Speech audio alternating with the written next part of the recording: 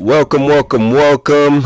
I am Josue. This is my beautiful wife, Yarixa. This is episode 4 of the Wild Roots podcast. Today we're going to be diving deep into health and what that means to us, what we're doing to be healthy, and also, how we see our life going if we continue on this path. Right. Yeah. So let's get to it. Yes. So this episode is brought to you by my cacao.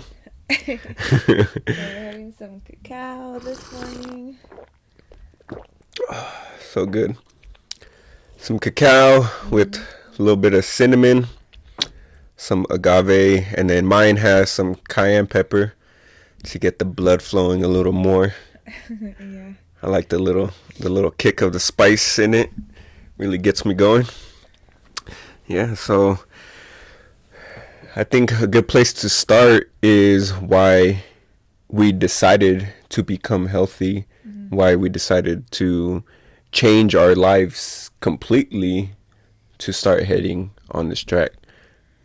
Yeah. So for me, it was my depression. I did have a lot of other things wrong with me at the moment, but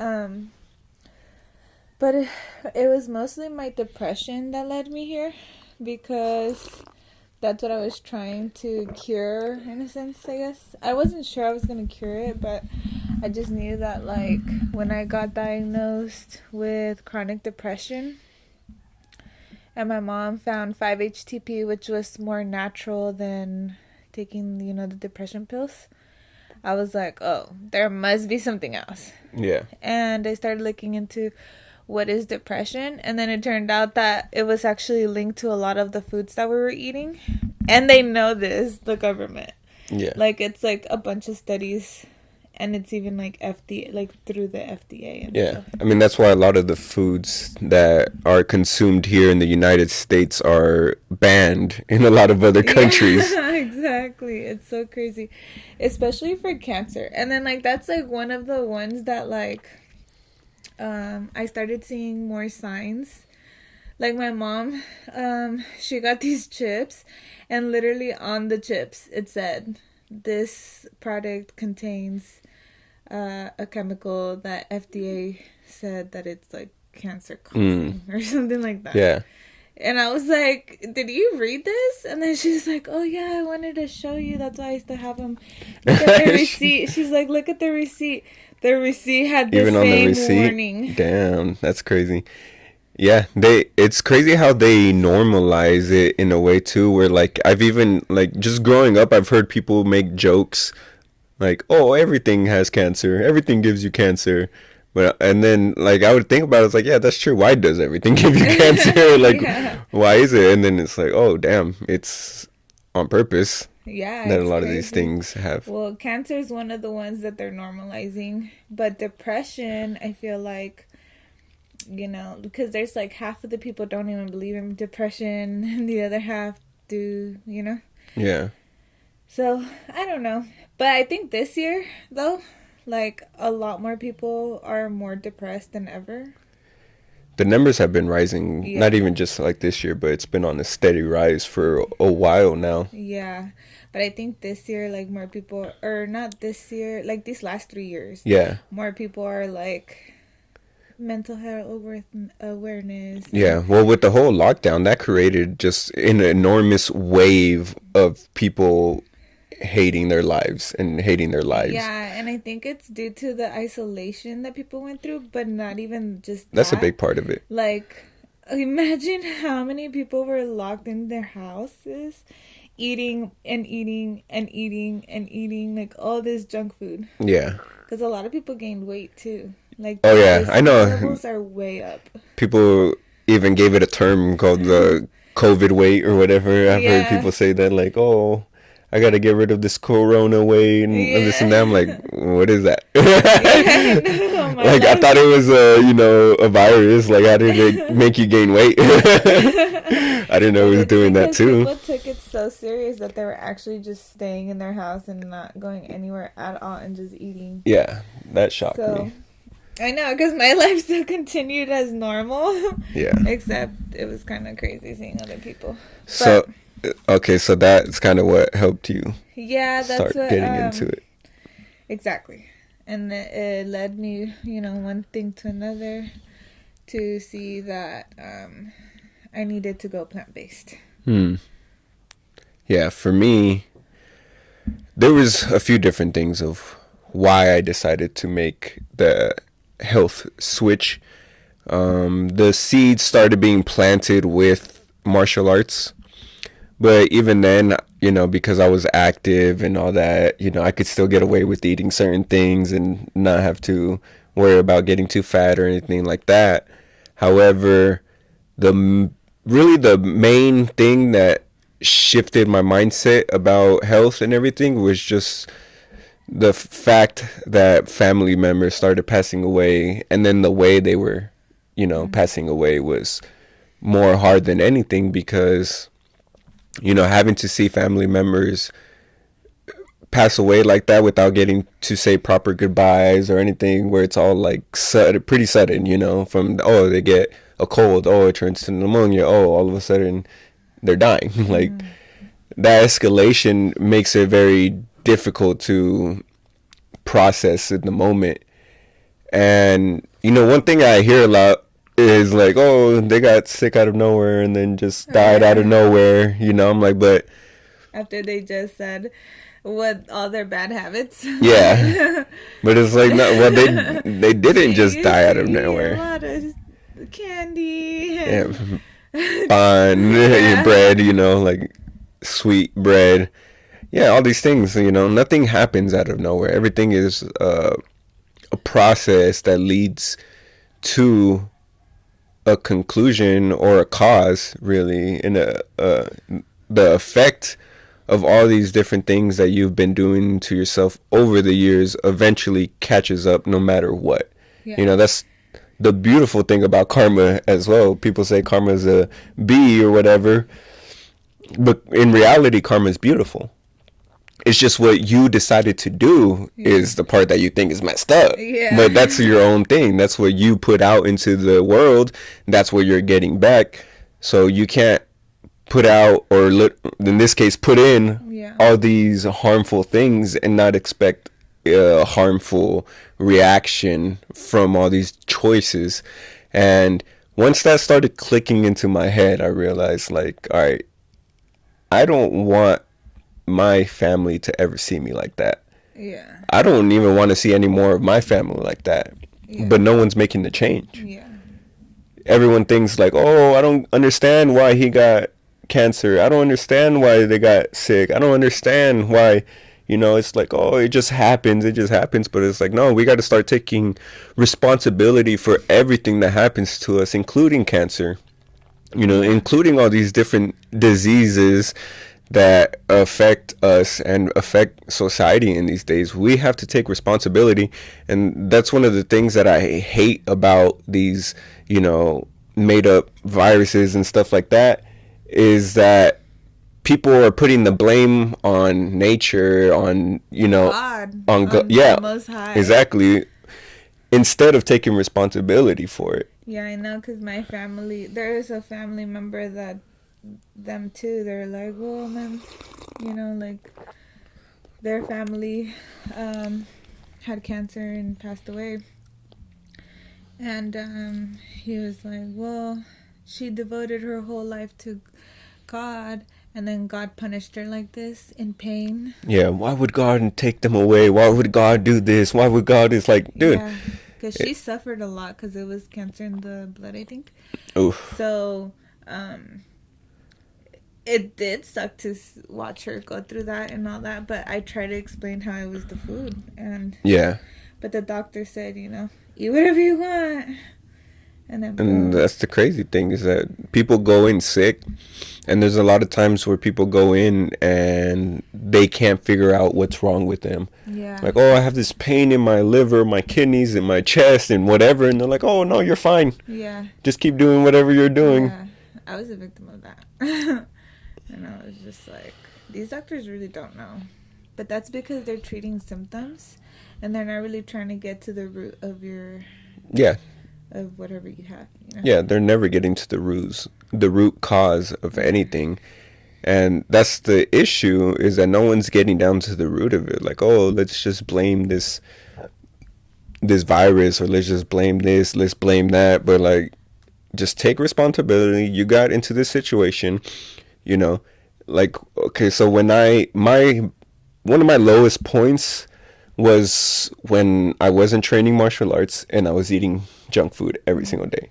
I was pretty sure I was touching 200 pounds. Dang. I was chubby, and that's when I felt the most depressed out of anything. But I realized, like, it was just my fault. I had all the excuses why I didn't continue to train, why I wasn't eating healthy. I had all these excuses. And then once I started taking responsibility for the fact that it was my fault that I was depressed, it was my fault that I was fat, it was my fault that all these things were happening in my life, and that I was feeling so depressed, it was all my fault. Yeah.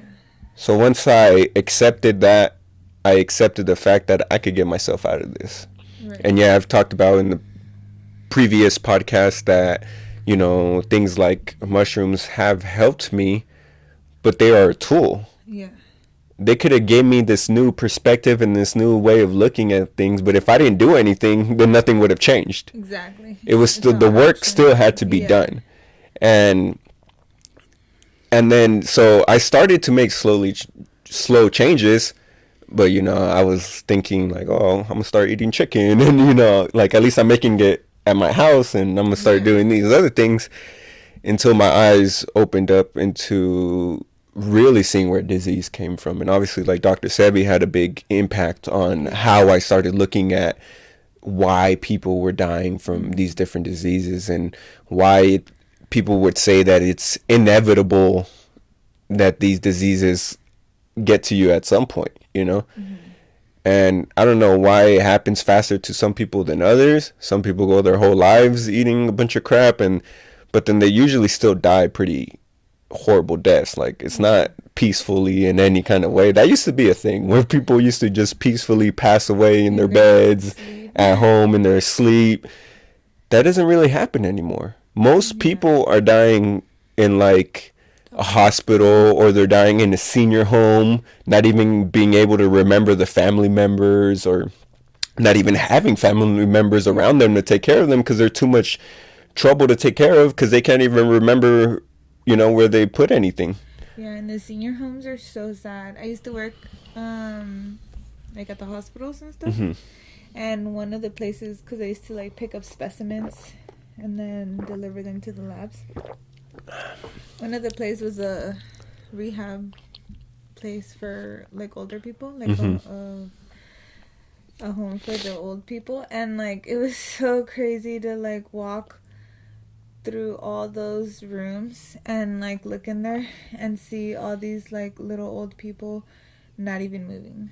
Like, they sedate them so bad to the point where they're just like this, just zombies. Yeah. And I'm just like, whoa, like it's crazy. Yeah, seeing all those things, it's like, I don't want to end up there. Yeah, me either. I don't want my parents to end up there. I don't want anyone I know to end up there. Yeah. So what has to happen for that not to happen? And I realize, well, shit, if I don't do it, who's going to do it? Yeah. Who? No one in my family is, you know, eating plant-based. No one in my family is looking to break all these different, you know, traditions that were passed down to us. You know, we're Mexican, we're gonna eat pan dulce, we're gonna eat tacos, we're gonna eat this, we're gonna eat that.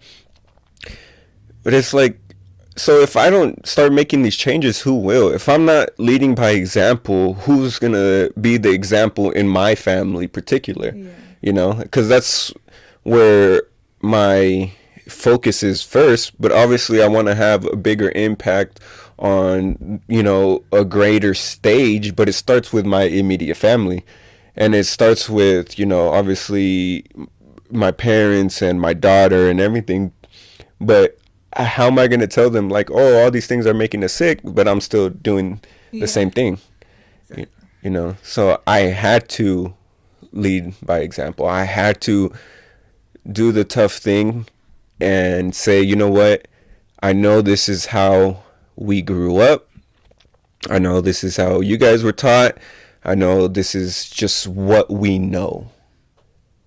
But what we know is destroying our families. Yeah. It's making it so that our, aunts and uncles, our grandparents are not getting to see their children grow up. Yeah. I've had aunts die from breast cancer. I have an aunt right now battling with cancer. I had my grandpa. Like, I have so many great memories of my grandpa. But the last few memories freaking sucked. Because the last times I saw him, he didn't even really remember me. My parents brought him to the United States, and he just kept on wondering where he was and, like, when he was going to get to go home. And he was just not there. And it was just like, holy crap. The last time I seen him, it was a completely different situation. Yeah. We were joking. We were arm wrestling still. We were playing dominoes. Like, where is that grandpa?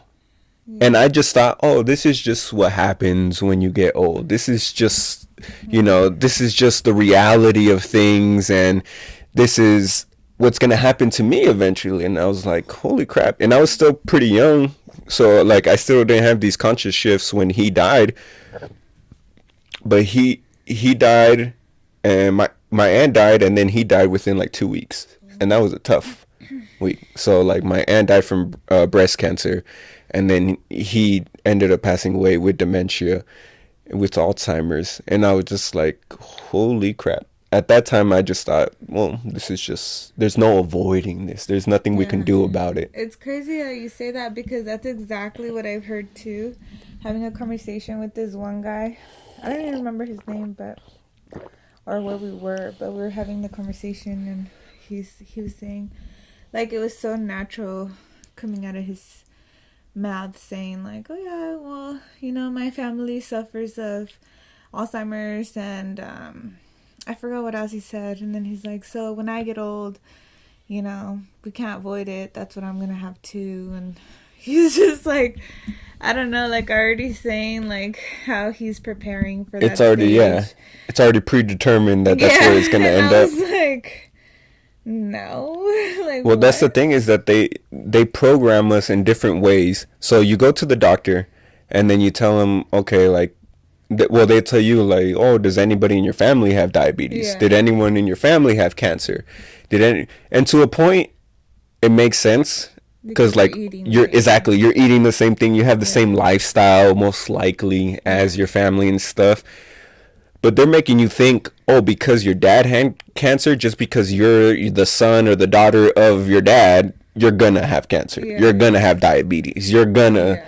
And that's just not the truth. There's no reason why that has to be, other than you're adopting the exact same lifestyle. Exactly. Yeah, that's crazy. That's really noble of you to want to change and to help be the example to your family. Because, like, for me, it was, like, more for my future. Like, because for me, it was when they told me, since you're chronically depressed, all your kids are going to be depressed. And then that's what I wanted to be, a mom. I was like, oh, then I need to make a change, like, today. Yeah. Even though it took years, because it was from, like, when I was, like, 18, 19 to all the way 23 when I finally changed. Yeah. But when I did change, I didn't care about anybody else. Like, I was just doing it myself. And then my mom was going against me. Well, you did care, because you were thinking about your future kids, at least. So you were thinking about the generations to come after you. Yeah, but I wasn't, like, trying to educate everybody on it. Well, I wasn't trying to educate people either. Oh. Because I don't teach like that. I'm more of like, all right, if I'm going to tell you to do 100 push-ups, I'm going to do 100 push-ups first. And I just want you to see me doing 100 push-ups. Yeah. And just seeing me do 100 push-ups, if you have any type of charismatic, ego or anything in you, you're going to want to do 100 push-ups too. Because you're going to see the effects that it's having on me, all of a Yeah. sudden I'm going to start getting some muscle, I'm going to start looking a little better, this and that. You're going to want the same thing, you know? It's the same with food. I realize, especially with kids, you know, I realized, you know, my daughter was just looking up to me all the time. Yeah. When she was brushing her teeth, she would just look. As soon as I would start brushing my upper teeth, she would brush her upper teeth. Yeah. She would do exactly the same thing. Unfortunately, I didn't start making these changes until later on in her life. Yeah. However, it's She better. still went vegetarian Yeah. when Yeah. you did, right? Yeah, a little bit after I did. Exactly. And that was the example. She dealt with a lot of different stuff or whatever. She had a lot of backlash for trying to do it. However, it's like it's better to just show people how to do it instead of telling people how to do it. Yeah. Because now, yeah, I'm telling my family, oh, you shouldn't do this, you shouldn't. But it doesn't work. I just like them to see, like, all right, he's looking healthier than ever. Yeah. Everyone around me is getting sick, Yeah. other than me. like, Yeah. like you know, like, why are you guys all getting sick? Why haven't I been sick? The seasons have changed. It's been cold as heck, and I'm still not getting sick. While everyone right now has been sick these last couple months, Yeah. and I'm still fine. And I want people to see that. You know, I want people to see the effects of what I've been doing these last few years. And what I've been doing, I think one of the big factors in this whole equation of why I haven't been sick really in the last 3+ years now is because as soon as I decided, okay, for sure, yeah, I went vegetarian longer before, but then as soon as I decided to go the Sabian way, then I was like, I'm gonna start this with a fruit fast. So I did just smoothies, like different fruit smoothies and stuff like that. I believe I did it for 9, maybe 12 days. I can't remember exactly the number. And it was around the springtime, you know, because I'm connecting more with nature at this point. I'm starting to understand the different phases of life, the different phases of just how nature works. So I realized if I want to have the most success, it's better to align myself with the natural events that are already happening. So around the springtime where everything's coming back to life, everything's renewing, that's when I thought, all right, it's going to be a good time to really hit this. And it's interesting how my conscious was shifting at the same time as all this is going on. So it just happened to align that when I made that decision that I was going to change my lifestyle, the spring was coming. Yeah. So I did that. Then, you know, I had a good first year. Then the next spring came around and I did a 30-day water fast with also teas. That, I believe, had a great impact on just not just my health during that time, but now my health even today. And that was a big reset in my health, because when you take a break from putting in all the foods and everything that you've been putting in into your body for so long, when your body just takes a break and is able to start focusing its energy on different things rather than just digesting your food, then it could have a big impact on how your organs start to resonate, how they start to align themselves to the frequency that they had when they were in a complete natural state, when they weren't full of acid and stuff.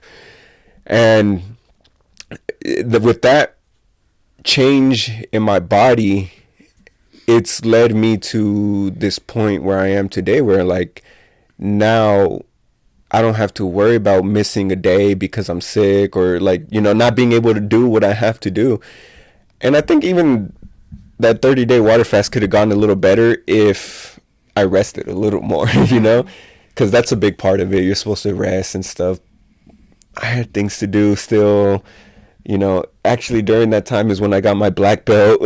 Like 9 days into my water fast, you know, I went to go train, and I had like sea moss 3 times that day. You know, sea moss tea, not just like Yeah. not gel, but like the tea, just because I knew I needed the extra energy. So I was taking a lot. I drank a lot of tea that day. You know, I was still trying to be as safe as possible while Yeah. still doing my fast.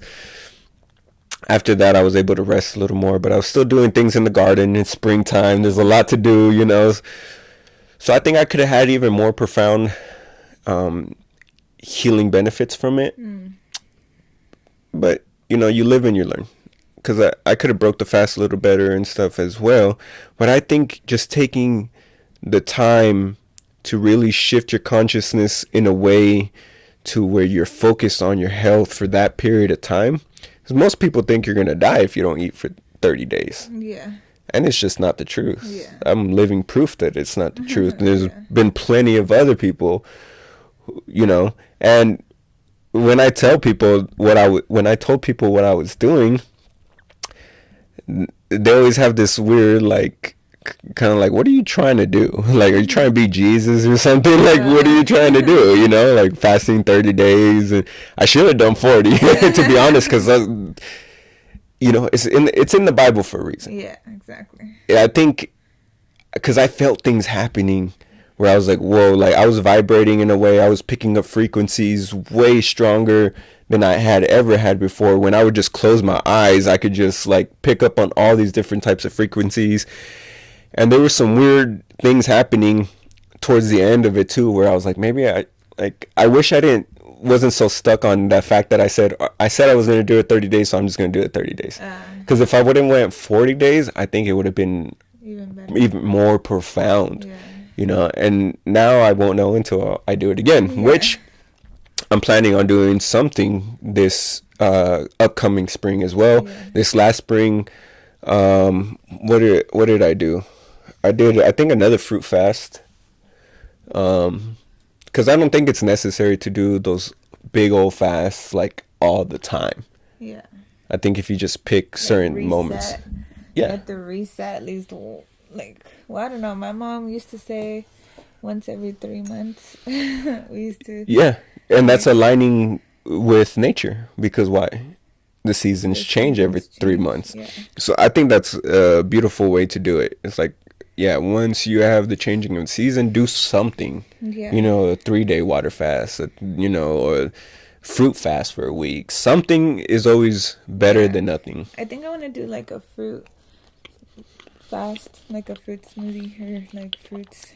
Since I'm gonna be breastfeeding, I can't just like stop eating. Yeah. But I do want to do just fruits. Yeah. Especially in the spring, because that's when a lot of fruits are coming back. Yeah, that's when they start to come back. Sorry, these homemade chocolates that she made. I want to. What'd you put in it before you take a bite? Oh, it's just cacao, dates, and walnut butter that he made. So good. Mm-hmm. So good. Healthy. You don't got to worry about any of the other stuff. Mm-hmm. And they come out really good. Really good. It tastes like real chocolate. Yeah. To me. And it's sweet because of the dates. Yeah. Yeah, so I think it's really important to do those kind of things if you're trying to get onto the right track. If you're trying to completely transform the way you've been living your whole life. And a lot of people say it's hard though. And that's why, because a lot of people do want to do it. But they just feel like it's too hard to do it. I mean, yeah, it comes down to how bad you really want it. Yeah, like, do you really love yourself that much? Too, I think it's a lot of self-love because it's a lot of self-respect. Yes, exactly. Because it's like, okay, well, I want to do this because I want to feel better, but like, it's so hard that I can't do it. Is that really loving yourself and respecting yourself? Like, No, because you know that, for example, if you want to go to a concert, you're going to save up to get enough money to go to that concert, you know? All these people that literally go to like EDC, for example, and it's so expensive to go. And there's so many people that don't even have the money to go. They find a way to do it. They find a way. How did they find a way? Yeah. And especially when you're going to eat like Dr. Sevi approved, like you could still eat a lot of things. Yeah. And anything that you already eat, you can make it out of just different ingredients. Yeah. So it's just finding a way. How much do you really want it? And also, yeah, it might be hard at first. I think the hardest part would be that you have to make everything from scratch, which I'm still struggling with a little bit. Because, like, yeah, it is a lot of cooking. Yeah. But if you find the right way to do it, like, for example, if you're not picky and want something different every day, then you could just make, like, a lot of quinoa, a lot of garbanzo beans. And now that I know how to do the refried beans with the garbanzos, like, it literally just takes 10 extra minutes to get the garbanzo beans that you already made at the beginning of the week, blend them up with the seasonings, put them on the stove. Yeah. So it just comes down to how bad you really want it. Yeah. And your reasons why. And that's why we started off with our why. Like why we decided to make these conscious health changes in our lives. Because a lot of people want to do it. And they say, but do they really want to do it? Because if they really wanted to do it, why aren't they doing it? I want to get in shape, but I'm not working out. Do I really want to get in shape? Yeah. Not really. I don't want it bad enough then. Yeah. The idea, maybe you want it, but you don't, like, you have to learn how to fall in love with the process and not just the end goal. Because there's really no end goal. You could get buff from working out, but you could always get buffer. Yeah. You could always trim up. You could always do something.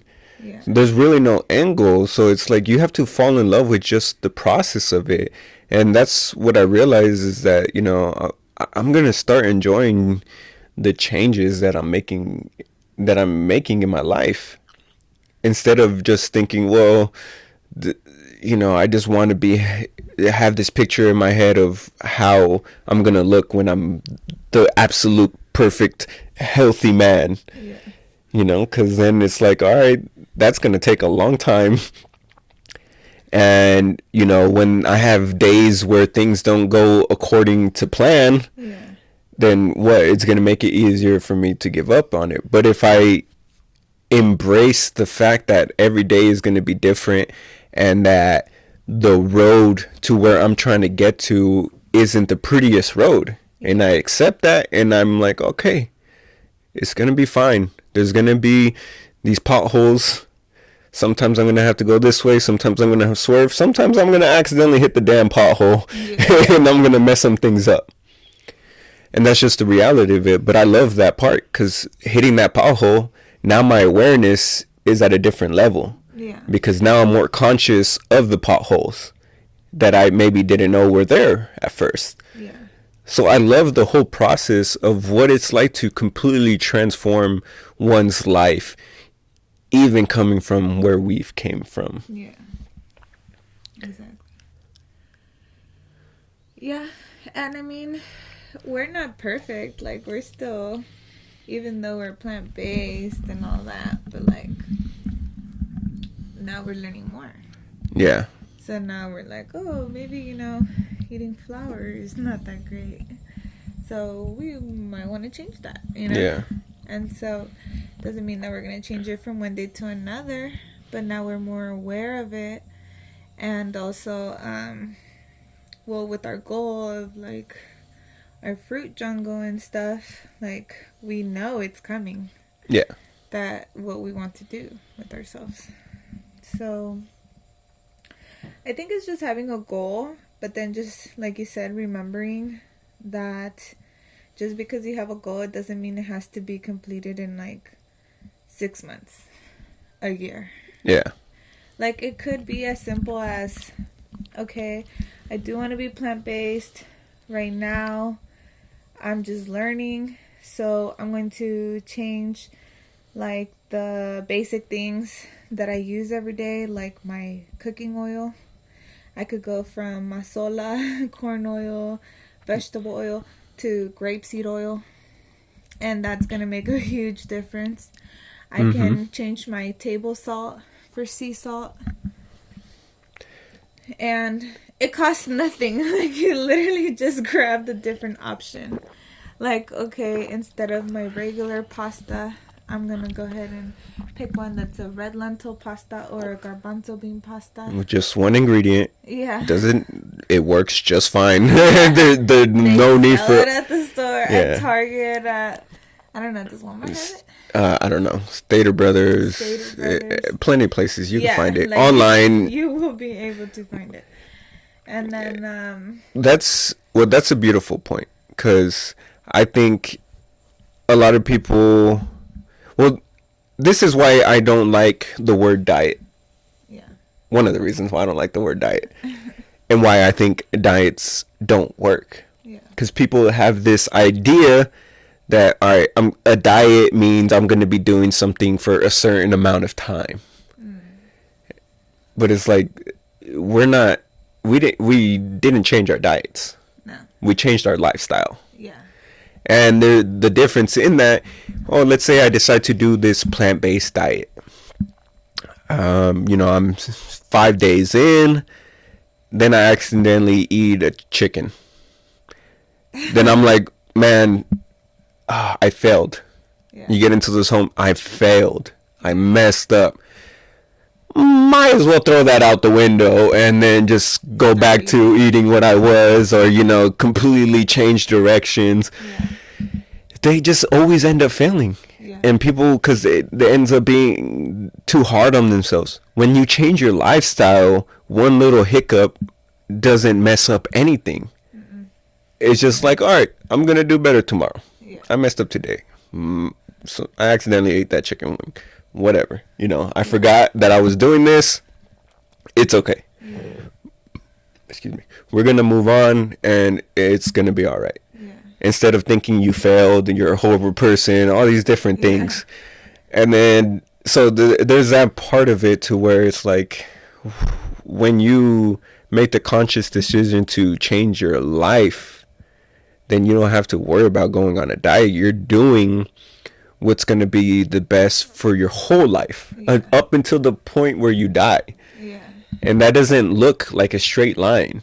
It doesn't look like anything perfect, like the prettiest little the picture ever painted. It's like, no, there's going to be some little mess ups here and there, but it's going to be okay. And just to touch real quick on the other reason I don't like the word diet is because it has the word die in it. Oh, yeah. But we're living people. Yeah. Everything about us is life. We're electrical. We're magnetic. Everything has to do with life and vibration. So why would I want anything to do with death or dying, especially when I'm talking about what I'm putting into my body? Yeah. It's like, no, everything has water in it. Everything holds memory then. Yeah. Yeah. And if everything holds memory, if you keep on saying, oh, I'm going to diet, I'm going to diet. It's like, I'm going to diet, I'm going to die, I'm going to die, I'm going to die. That's all I hear. When people say, oh, I'm going to diet this, I'm going to diet that. All I hear is people saying, I'm going to die. Yeah. That's crazy. How words are crazy. Yeah, words are powerful. Yeah. And that's one of the things that has to do with health too, is that the way you start talking to yourself. Because when you're feeling depressed, when you're eating crap and all that, you're talking negative to yourself all the time. Like, I remember how bad I used to talk to myself. And once I started making these conscious shifts, then the words I'm speaking out into existence have to change along with all these other changes, because I can't keep talking the same nonsense if I expect my life to go in a completely different direction. Exactly. Yeah. And going back to like the diet thing, that's why people can just change, like even if you're not ready to give up with the meat and stuff, like you can change everything else. Like for example, when you go to the store and you're trying to buy your fruit, like, and you see the seeded or seedless option, go for the seeded. Always. Or, there's just so many different little changes you can make along the way that next thing you know, like your body's gonna thank you for it, and then you're not gonna crave that meat anymore. Yeah. Okay, so that's a good point, that you're gonna stop craving things, because one of the things that I realized when I was doing the long water fast was that after, I think the third day, I wasn't feeling hungry anymore. You know, which is crazy. I thought I was gonna be starving the whole time. You know, that's what everybody thinks. Yeah, and then after the fast was over, my taste buds were just on a whole different level. Like the first time I bit into a fruit, oh my goodness, and just everything after that, I just remember being so grateful about how great everything tasted. I was like, man, my mouth is just exploding with all these different flavors, and everything just tastes so good. Everything is just like, wow. Things that I didn't appreciate, I think, as much, you know, just like the simplest things. And yeah, you just completely start, your body just completely changes, and they'll get used to it. Like some people don't like the taste of certain things, but that's because you've already accustomed all the chemicals and... Well, I was gonna say all the different worms and stuff that are inside your bodies. You know, they're the ones craving things for you. Yeah. You know, all the worms and everything inside your body, they're the ones sending you those signals to eat that candy, to eat the cheeseburger and stuff, because they eat off of the acids. That's what they live off of, all that crappy stuff. And you know, people think that they're the ones craving it, but you have billions and billions of different bacteria and stuff inside of your body that is technically, you know, not you or whatever, or that comes from something else. So it's like, is it really you craving that stuff, or is it the living organisms inside of you? It's crazy to think you're being programmed. You know what it kind of reminds me of? SpongeBob, the little pickle thing. How like it would get into I don't even know if it was like a robot or, but then it would like go, and it was like the one that was trying to steal the Krabby Patty recipe. Are you talking about Plankton? Yeah. You said the little pickle thing? What is it? He's a plankton. A plankton? Isn't that from a different show? No. Can make a piece of wood? No, baby. Oh. His name is Plankton, and he's a plankton. I don't know what it's a sea. It's just like a sea organism. A plankton? Yeah. Oh. It looked like a pickle. I was like, pickle? I always thought it was a pickle. I was trying so hard to remember. Like, what episode is she talking about? Oh my gosh. And I actually watched SpongeBob too. But it was always trying to control everything. Like, yeah. And it was evil. You know? And yeah. So, like, all the worms inside of us is, like, evil trying to control us. Yeah. And now, yeah, I mean, they're really, man, it's funny that you say that, because there's, like, these scriptures that talk about Christ taking out these parasites from people. Like, those were the main healings that he was doing, was taking these huge, there was even one story about him taking out this parasite from a person's body that was like as big as the person himself. Oh, wow. And these different, like, yeah, parasite's a great word for that, because that's what they are. And they look like big old worms and stuff, but they're eating inside of you. They're, you know, eating off of these different things, and they not only control you, but they also are causing a lot of your health issues. So, that's one thing that Yaki Awakens talks about is that if you have cancer, you have some type of parasitic um, infection going on. It's crazy though. The doctors actually tell you that your body's too acidic. That's why your body has cancer. Yeah, I mean, that's what it is. I Your know, cells. but it's like they don't tell you. Okay, so go alkaline. Yeah, so how do I stop that? So they're like, no, let's give you more Just eat acid whatever with you want. radiation, Yeah. like Oh different things. yeah, they do the whole radiation thing, and it's like, well, it literally turns people black. Like one of my tias, she had cancer, breast cancer, and she would go through her radiation things, and her fingertips were all black, and her armpits were black, and her feet were black. Holy. Yeah, and It's fighting fire with fire. yeah, and it was crazy. And then, well, turns out she found out she had breast cancer because she got in a car accident, and she went to the doctor, and they did like an X-ray or something to see if she like broke something. I don't know, right? Yeah. And that's how she found out that she had breast cancer. Yeah. And then, yeah, she lived, but then it came back worse, and then the doctor said just eat whatever you want, and then after that she passed away like within a week or something. So messed up. Yeah. I don't know if it's ignorance. I don't know. It's just really a lot of it has to do with just how they're taught. They're not really taught to heal anything. Yeah.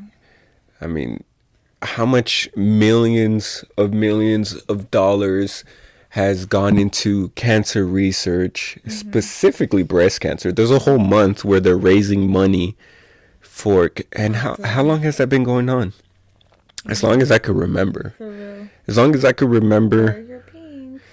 wearing pink in October for breast cancer, and what have they fixed? Nothing. Nothing.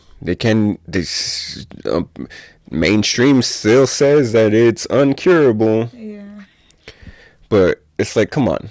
Yeah. Where's all that money going to really then? All the higher ups, they're living great lives. Yeah, I'm sure a lot of people. Houses. I was about to say, I'm sure a lot of new houses were bought Yeah. and purchased with that money. And who have they really healed? Like, radiation is really their best attack on it. Yeah. Like, just burning everything alive. It's like they're already burning alive from the inside, because when you have acidosis, it's a bunch of acid just messing up your cells. Yeah. So they're going to put even more fire on it and be like, oh, well, let's kill everything so bad Yeah. that hopefully that whole area just dies off and it can't go anywhere else. Yeah. But like you said, they didn't even tell her, or they told her, keep eating whatever you want. Yeah. So, okay, maybe they slow down it there, but then they keep putting acids into their bodies. Well, her breasts are gone now because they just filled it with radiation. So all that acid has to go somewhere. Yeah. Her lymph nodes weren't working properly, so that's why it was attacked there. Then it's going to move over here to the armpit. That's one of the things with breast cancer is a lot of times it moves to the armpit right after. Mm-hmm. So it's like, all right, you remove the breast, but the acid still has to go somewhere. Yeah. If you don't stop putting in the acids, nothing's going to change. Yeah. And then what? Another round. Oh, well, let's just do another round of radiation. And it's like, man, it's insanity the way they decided to treat these things. And that's not even the insane part, because if you look at how the world is, of course, the insane part is that everyone believes in them, that everyone just trusts them. Yeah. It's like, why are you trusting science? Why are you trusting them? Who are they to just have your trust without any question? Right. It's like... Well, because it's what they see on TV. Yeah, that's the problem. People who are watching TV. Yeah. That's a huge issue if you believed what you see on TV. But it's like... And it's been like since they started like the TV. Like they brainwashed all these people. And that's why, like, before, the doctors would come out and say which cigarette they were recommending for pregnant women. Yeah. And then you would see all those commercials, like, black and white. And, like, yeah, it's crazy. That was the greatest propaganda machine ever created. Shout outs to Hitler for that one. That's how he got the whole country on board to what he was doing, pretty much. And then, so obviously when they took out Hitler and they took all his technology and they took everything, they're like, well, this is the greatest tool ever. Yeah. Look how well it worked over there. Of course we're going to use it everywhere else. And people bought into it because, like, seeing it on TV somehow just gives them some sense of they know what they're talking about because they're on TV, so they must be important and they must know, exactly what to do, and they must be trusted because why else would they be on TV? And then they see, like, the pregnant woman super happy. Like, yeah, my life is so much better now that I smoke cigarettes. And they got the music. Yeah. And they got the colors, the right colors. They know, they spend so much money on knowing exactly what to do to your subconscious. Yeah. Because not even conscious, you're barely even hearing the music. Yeah. You're barely even looking at the colors. Yeah. But your subconscious is picking up on everything, and then boom, just like that. Yep. You believe him. You go to sleep with all that in your subconscious, and then you wake up the next morning like trusting science and going to get needles in you. And today I want to try camels. yeah. And then you go to the cigarettes. Yeah. Yeah. And then you go to the store and you can buy the cigarette even though you're pregnant. It's crazy. It's wild, and I hope. Or, like, I remember my friend. He turned 18. And it was when, well, I don't know if now he's 21, but it was when at 18 you could buy cigarettes. Yeah. He never even smoked in his life, like, a cigarette. And he just went because he was 18. And because he was allowed to now. Yeah. Allowed to. He went to go buy cigarettes. They didn't even ID him. And then he bought the cigarettes and then just threw them away. What the hell? He's just like, now I can buy cigarettes. And I'm like, that's literally, like, where'd you hear that? like that's what he was looking for. Oh, I can't wait to turn 18 so I could buy cigarettes. Yeah. And that's what people are like, oh, I can't wait to turn 21 so I could drink without getting in trouble, even though I'm already drinking. It's like, it's like, what? This is what you're looking forward to? That was me too, like, not gonna lie. Like, when I turned 21, I was like, yes, now I could go to the bar. Oh, okay. Or whatever. Yeah. And then I go to the bar and I don't even get ID'd. And I was just like, what? I could have been coming this whole time. Well, yeah, I mean, women are less likely to get ID'd anyways. Well, I didn't know that. Yeah, but it's just crazy the way, like, they make these things the rite to passage. Like, oh, yeah, people look forward to going to Vegas as soon as they were 21. Yeah, because then you turn 21, you start doing all that legally now. Because you can. And then you get stuck in that stage till, I don't know, I still know people and they're in their 40s. And you may never get out, and that's the thing. So they make it so addicting. Like, is there's not even, like, a stage. Okay, so there's a stage of starting all these things, because, like, when you're turning 21, ooh, now you're old enough to do all these things. But, like, there's not really a stage where they're like, okay, by this age, you better not be drinking every day. Or you better already have You need to slow your roll, because when you're 20, yeah, you could get blacked out and all this and still be okay, but, like, it's gonna catch up to you. It's horrible for your liver. Where's all that? Commercials? Where's the commercials? Like, hey, enjoy your beer, but your liver is gonna be messed. Yeah, like, after 40 years old, then you should really consider stop drinking. Yeah, hell no. They're never gonna, because they make so much money, but it's not even, in reality, on surface level, it's about the money. Yeah. But the bigger picture is not about the money. It's about people's spirits. It's about people's souls getting messed up for the rest of their lives. Yeah. To get a little woohoo, alcohol messes up your aura. Yeah. It messes up your eating obviously too, though. Yeah, for sure. But in different ways. But yeah, I mean, at the end of the day, yeah, because it's going to cause these different issues inside of your body. Yeah. And no one tells you about this. And that's what I hope that, well, I know for a fact our kids are going to know the truth. Yeah. They're going to know the truth about alcohol, why it's so openly praised in mainstream life. Yeah. And they're going to know about the effects of meat. They're going to know all these things. But I hope that the younger generations coming up are able to see all the traps that are out there in the world, in the matrix, really, because the real world is not that. Yeah. This is the illusion. This is the scene that they have put over the world to make us think that this is what life is, to make us think that life is all about partying and getting drunk and doing all these different things with your friends and living life, being a kid, being a teen, sleeping with all these people. Yeah. And it's your right Yeah. as a woman to... Which is complete nonsense, because this is all messing with the spirit. This is all messing with your soul and with the essence of what makes you you. Yeah. Once it becomes perverted and once it becomes damaged, it's not the end, but it makes it so much harder on you. It makes things a lot more difficult.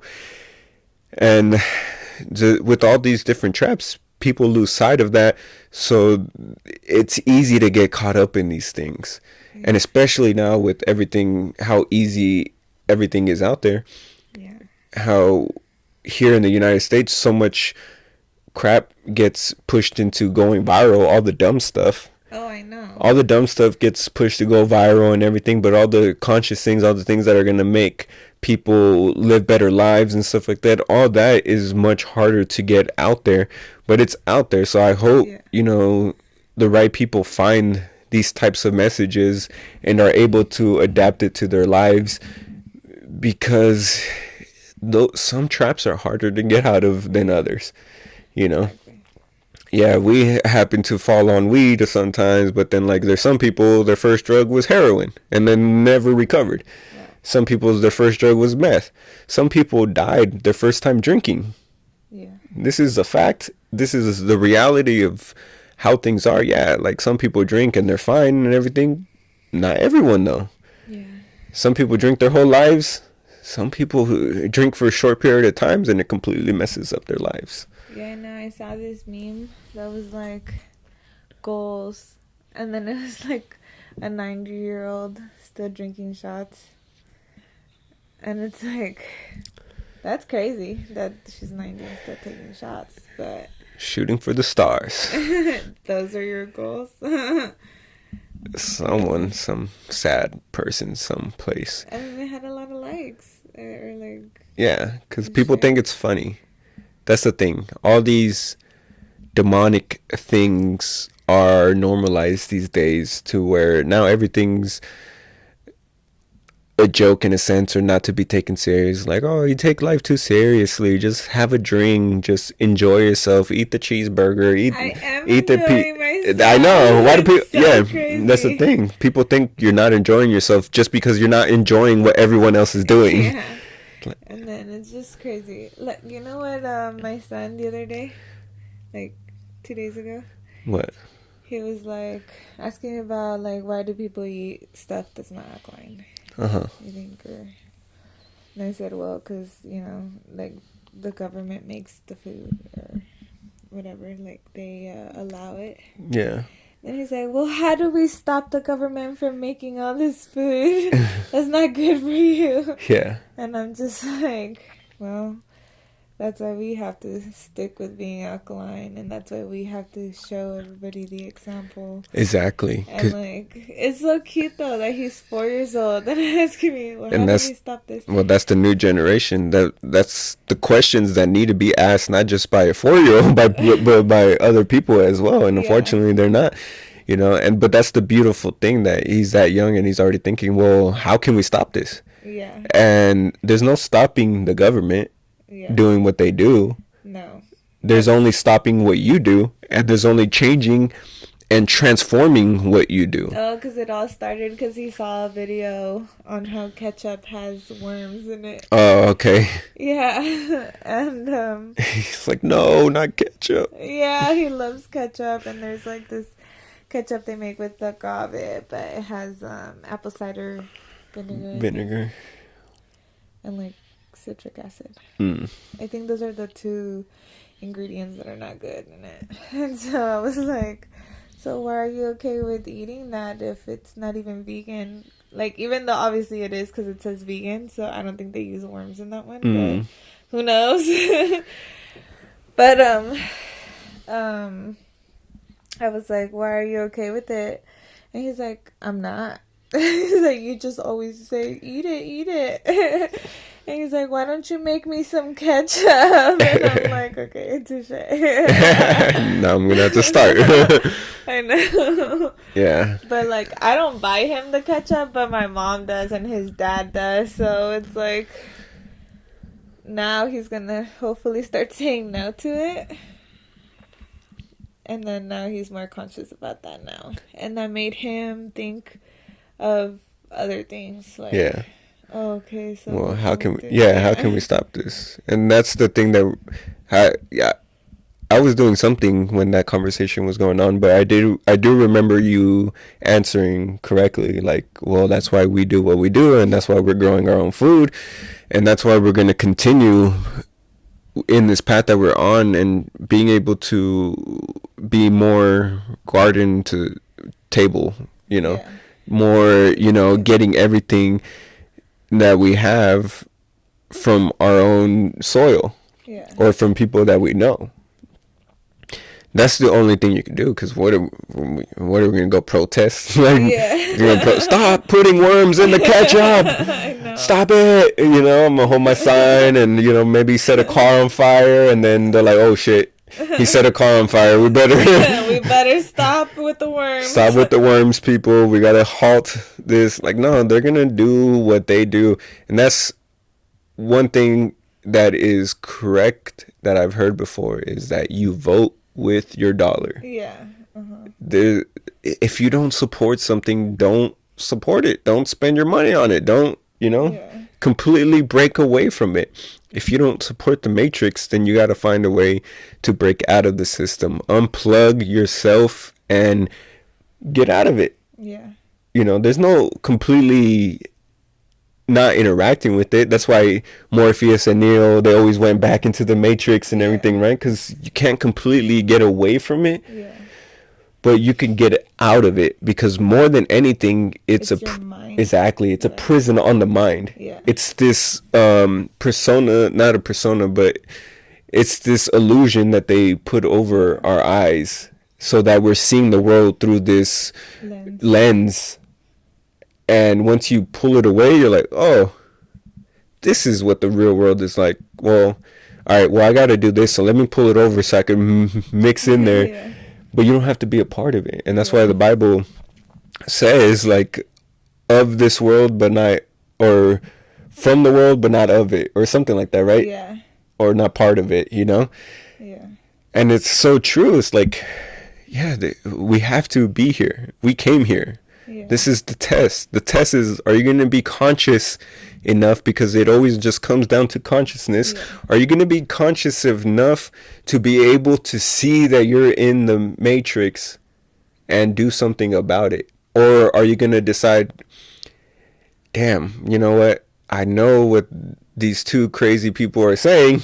Yeah. But I don't want to stop doing what I'm doing.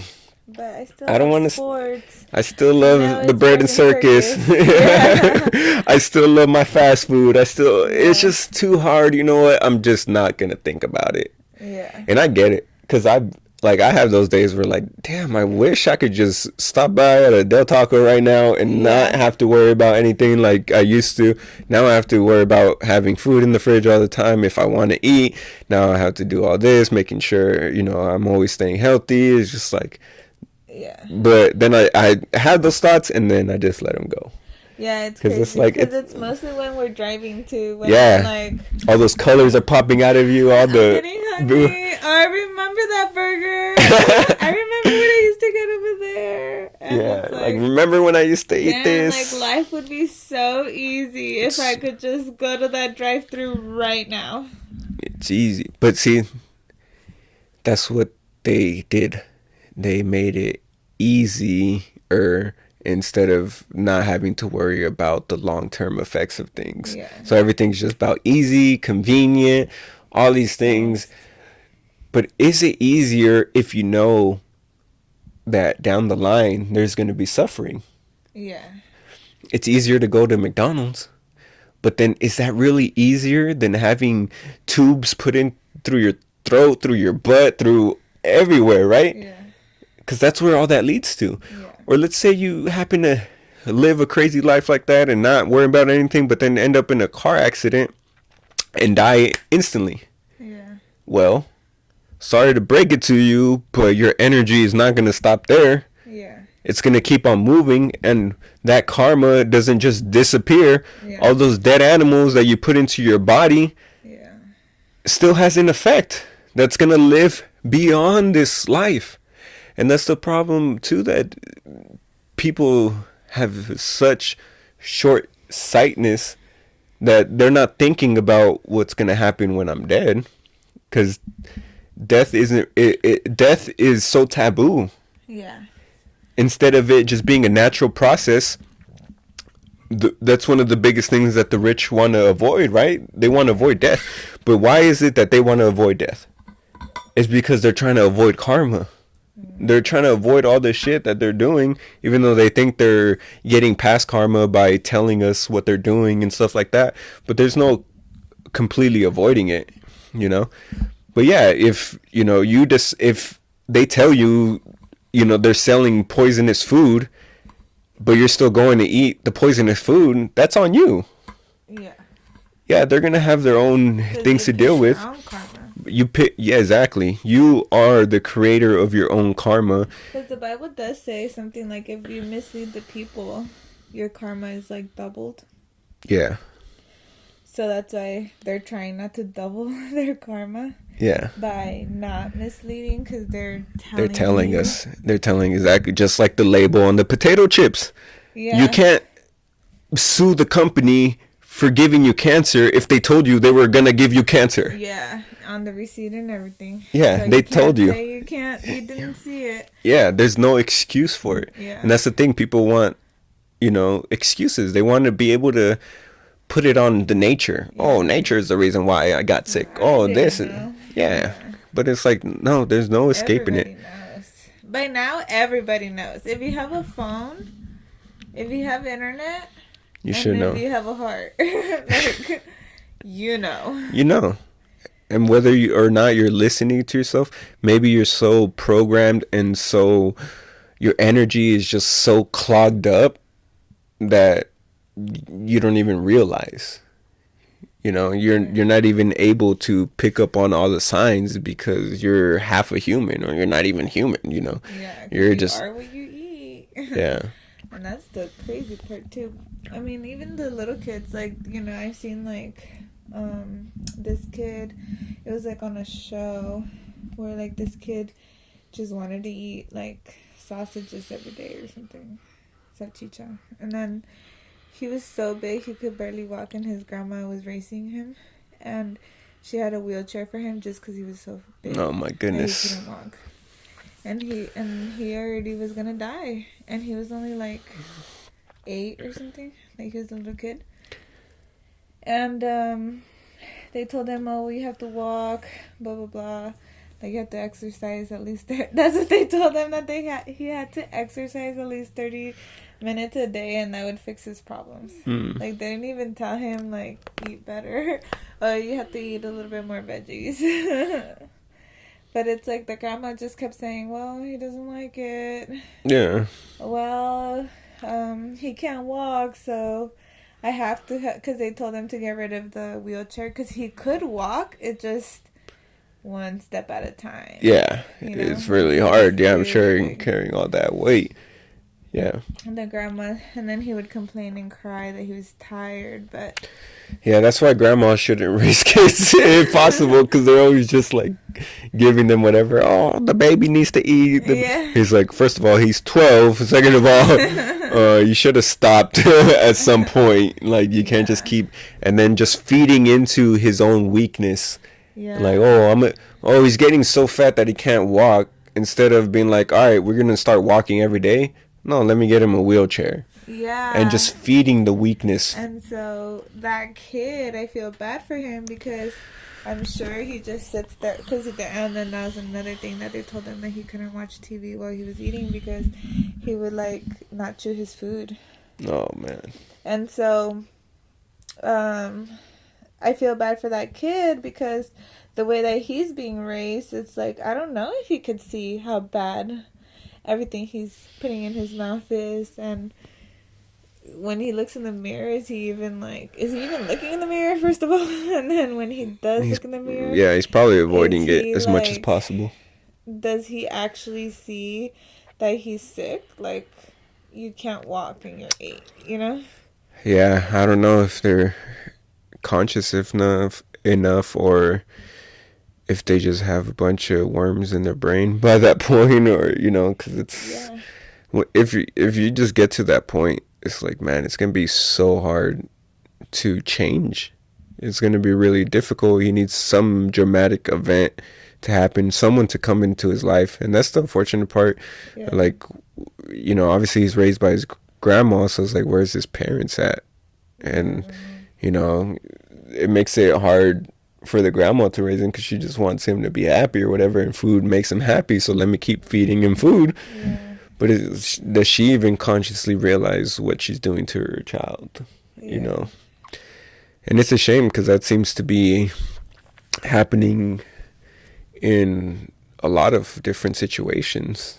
Yeah. Where people don't even realize exactly what they're doing, and man, it's difficult, but I know for me, like, I always heard my body's my temple, and stuff, but that only had to do with tattoos and different things and stuff like that. But then I was like, oh crap, well, my body is my only home. Yeah. Like, why am I mistreating it if this is the only vehicle I got in this world? Yeah. And it has to be I think our bodies are a reflection on what's inside. Yeah. So obviously that kid that you were speaking about has a lot of issues on the inside, and what's going on the outside is a reflection on that. And that's why I think it's important for men to have a certain like, not, you don't have to be super buff or anything like that, but you have to have a certain amount of respect for the vehicle that you have. Yeah. And use it properly. Like, I think it's a shame for a man not to know what his body is capable of doing. Yeah, but at that age, that's what I'm saying. Like, he got conditioned to think that what he's doing is okay. So, I don't know. Like, is it still his responsibility at that age? Or at that age, I think he could. I think you're saved. You don't have to deal with the karma as bad. Like, yeah, the karma is more going to be on the grandma, because that's the whole point of, like, oh, if a kid dies, they're not really judged in the same way because they're so innocent and they're so, like, molded by their parents, molded by their environment. Yeah. But there becomes a certain age, once you start becoming more conscious of what you're doing, then that's when it becomes more of your responsibility. Mm. And for some people that happens early. Usually for women it happens sooner because you guys mature quicker and stuff.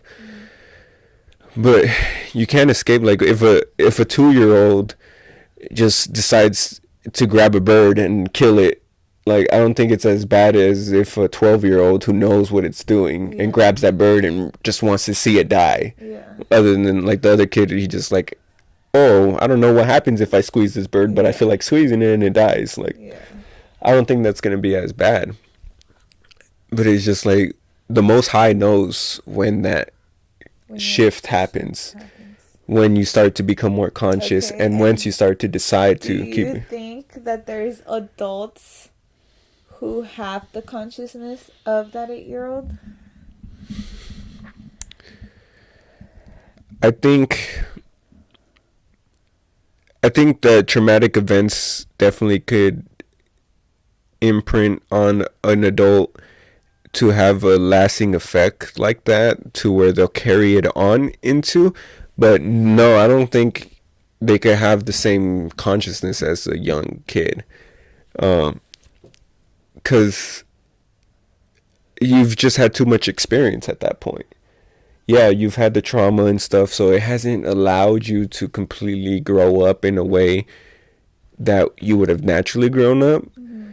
But at some point, you you can't just completely blame the way you were brought up. You can't just completely be like, oh well, you know, I've had all these things happen to me, and this is the reason why I'm like this. Because you have a point where you could decide to change all that.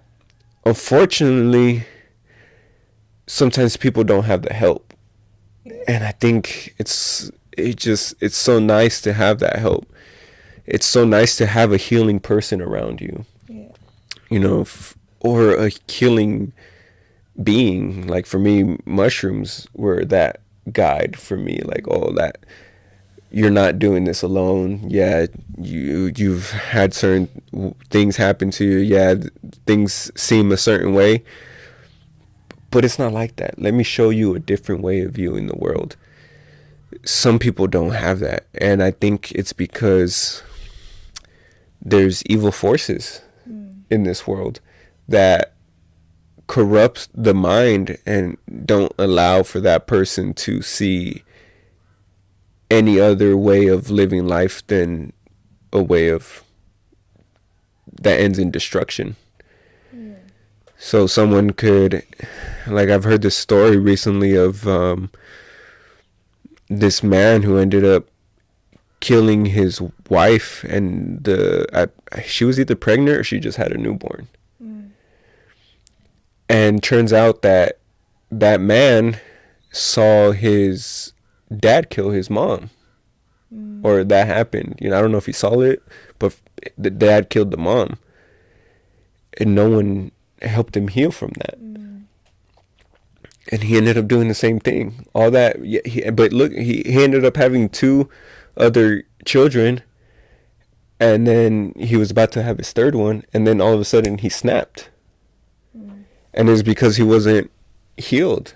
And when you have that anger in you, you have all that hate in you, and you don't know what to do with it, you don't know how to transform it, because it's all just energy, right? And energy can't be destroyed, it could only be transformed. But if no one shows you how to transform that, you just have it built up in you. Yeah. And then all of a sudden you do something crazy and evil, and you don't necessarily understand why, but you still have to deal with the consequences. Yeah. There's no escaping the consequences of your actions. However, the Most High knows everything. It knows your heart. It knows why you ended up doing what you did, and why those evil forces ended up winning in this certain situation. Yeah. Because they have power in this realm as well. So it's unfortunate, but I think the more responsibility you could take, and the better. And hopefully you have some help, because it's hard to do it on your own, especially if you've gone through some crazy stuff. I think it all goes back to eating right, and then really being clear on your intentions. Yeah. Yeah, I agree that that's the best place to start, because once you start eating right, then you don't have all these things clogging up your mind. You're able to think more clearly, which is a big help. Some people just can't think clearly at all. And then it's not gonna help you going and vomiting all these words to somebody else, because then you're gonna go home and you're still gonna be eating the crappy food and still being clogged.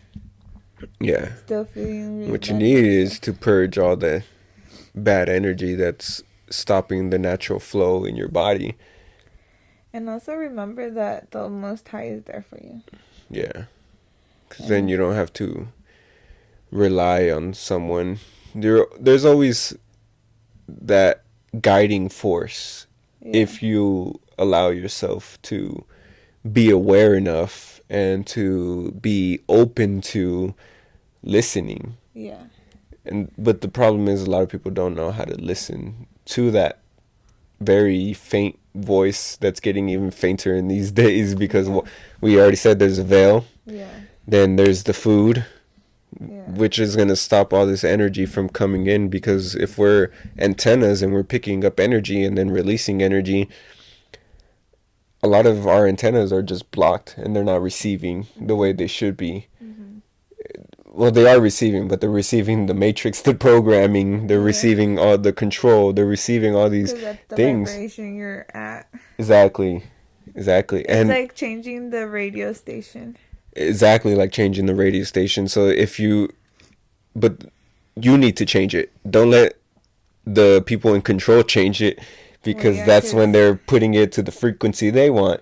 well, yeah, And 'cause part if of you're that, eating the bad foods, you're in that frequency. yeah, the meat, the dairy, all the processed crap, that's Starch. putting you in a certain vibration. And then you change it to fruits and vegetables and like switches. Yeah, because fruits have the highest amount of energy. They vibrate the most. Yeah. They just have this life to them that other foods just don't have. Yeah. And once you have that, because why plants all take in information from the sun, they take, it's the sun, which is like the father, and then the earth, which is like the mother. So they're taking all this information from the father and the mother Yeah. and putting it into this delicious form for you to take in, and then you take in that information. And once you start to control the information that's going inside of you, then it changes your frequency. It changes the information that you're picking up from everywhere else too. Because you got to control the information going inside of you for you to be able to control in a better way the information that it is all out there that you don't necessarily want to pick up. Mm-hmm. Yeah, I think that was a good ending. Yeah, that was a lot, but I think it's important for these conversations to get out there, and so that people know there's something to do. There's something you can do about it. You don't have to stay in the matrix. You don't have to stay with the programming that you were given at birth. Don't blame your parents. Mm-mm. Forgive them. They're just doing the best they can. Yeah. Yeah. And that's take responsibility. Forgive. Don't judge. And that's the big thing. Because I don't hold anything against anybody. Yeah. For the way I was brought up or for anything, instead I chose to forgive them, and I chose to do better, so that my children don't have to forgive me for the same mistakes. Yeah. Because the cycle has to end at some point. Yeah. That's what we're trying to do. And that's what we're trying to do. We're trying to change the cycle. Even if you had no parents and you're in the foster system, or you had to raise yourself, you had to raise your siblings, don't blame anyone, anything. Just now you're you, now you're here, now make the decision. Yeah. And just it starts with one decision. And then you just pick up momentum. Yeah. That's it. That's what makes things easier. At first, it is hard. Yeah. It is difficult at first. You be the start. But you just got to pick up momentum. You got to get the ball rolling.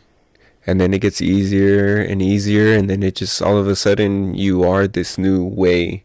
You are the new way. You are this new... the legend of your family now. And yeah. that you're creating. Like, yeah.